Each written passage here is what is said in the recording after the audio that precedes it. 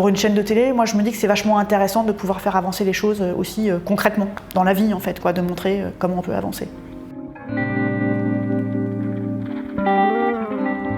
C'est un marché documentaire en Italie.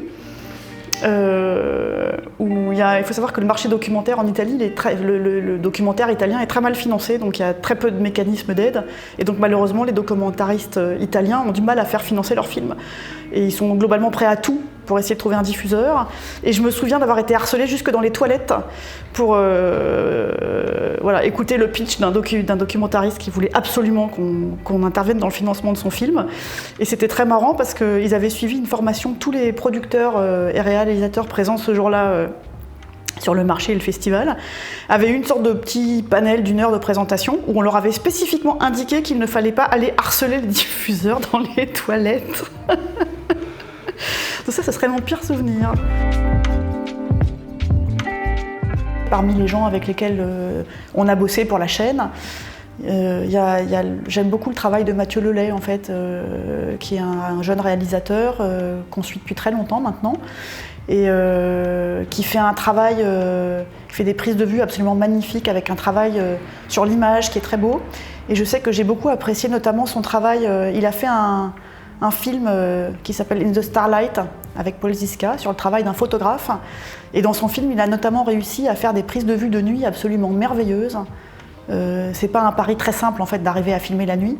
Et il a réussi à faire un film qui se passe beaucoup la nuit en fait, et avec des images absolument incroyables en fait. Et moi j'aime beaucoup le travail sur l'image en fait, d'une manière générale. Du coup j'aime beaucoup son travail. Voilà, assez poétique, assez imaginaire en fait, comme ça. L'idée, c'était que la réalisatrice est venue nous voir avec la société de production pour nous parler de protection de l'environnement et de la manière dont aujourd'hui, en fait, le combat environnemental se positionne pas forcément sur les mêmes registres qu'avant, mais se situe notamment sur la scène judiciaire, en fait. Donc le fait qu'aujourd'hui, pour avancer dans les actions environnementales, les actions en justice sont un des moteurs, en fait, pour faire avancer les choses. Et c'est vrai que j'avais trouvé que l'idée était vachement intéressante en fait. Et du coup, on a décidé de prendre le pari de réaliser un film sur ce sujet, avec des budgets qui chez nous sont quand même assez restreints. Voilà, et puis du coup on a lancé les choses, elle a travaillé avec Valérie Cabanès, et puis de fil en aiguille, et malgré le Covid, elle a réussi à faire un film alors avec une co-réalisatrice après.